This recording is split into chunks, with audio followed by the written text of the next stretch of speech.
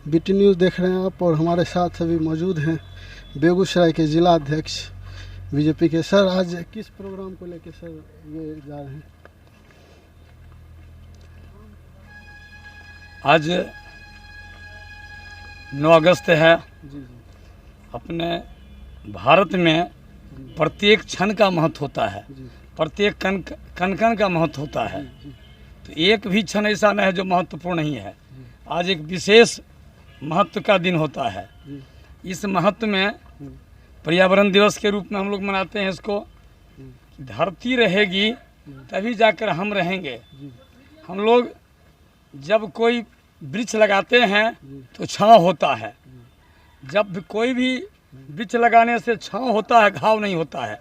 संसार में आप किसी को सहायता करें तो घाव मिलेगा ही, लेकिन वृक्ष को लगाने से केवल छांव मिलता है। और जब वृक्ष रहता है तो वातावरण शांत रहता है, प्रकृति बैलेंस करके रहता है। आप जानते हैं जब सूर्य का चक्कर चलता है तो काल की दृष्टि से, समय की दृष्टि से सब कुछ चलता है बैलेंस करके। तो यह तभी ऐसा होता है जब प्रकृति रहती है। प्रकृति का मतलब होता है, जैसे हम भगवान बोलते हैं तो भगवान भौ गो व नो होता है।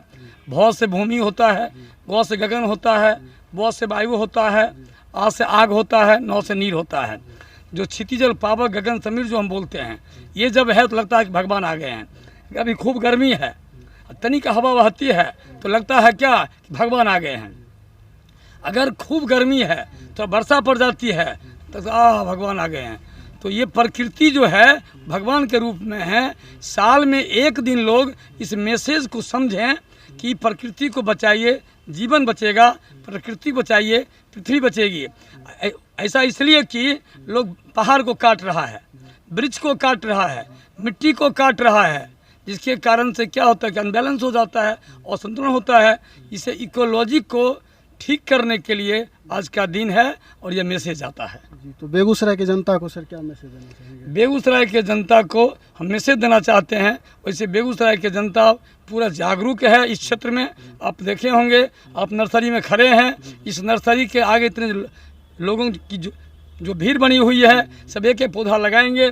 इसी प्रकार जितने नर्सरी बेगूसराय में हैं, सारे नर्सरी से लोग पौधा लेकर लगा रहे हैं। यहाँ के लोग जागरूक हैं प्रकृति के प्रति, अपने प्रति। इसलिए यहाँ के लोगों को मैं संदेश देना चाहता हूँ, आपकी जो जागरूकता है वह दिन रात बढ़े, दिन रात वह और करते रहें, ताकि प्रकृति से आप जुड़ के रहिए। प्रकृति से जो व्यक्ति जुड़ के रहते हैं उनको किसी प्रकार का रोग नहीं होता है। तो रोग से हटने के लिए प्रकृति से मिलिए।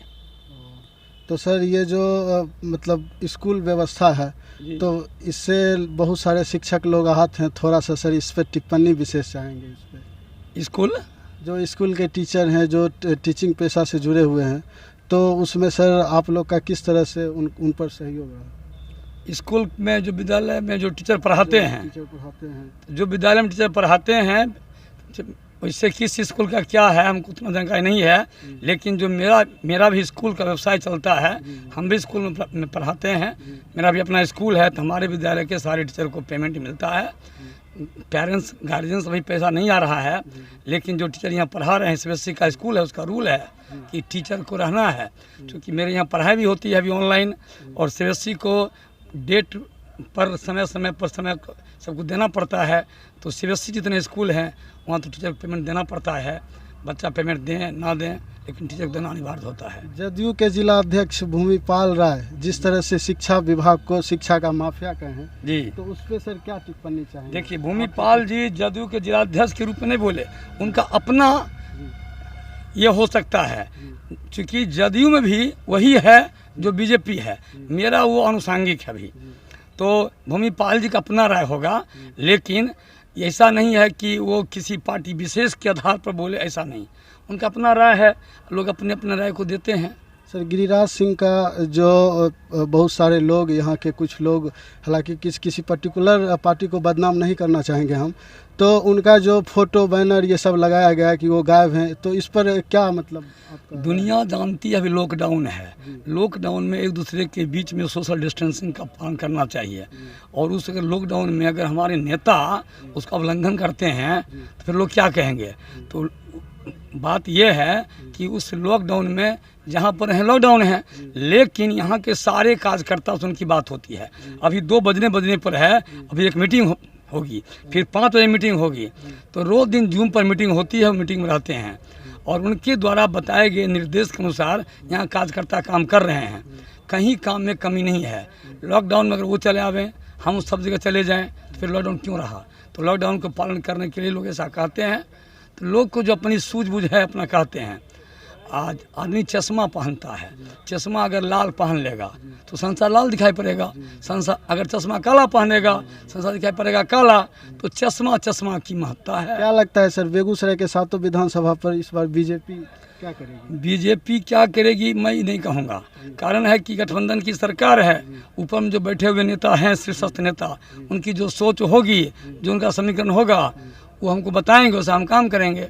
बीजेपी की सीट कौन होगी, कौन जदयू की सीट होगी, कौन लोजपा की सीट होगी, वो तय करने वाले ऊपर के नेता हैं। तो बहुत बहुत सर धन्यवाद विशेष जानकारी देने के लिए।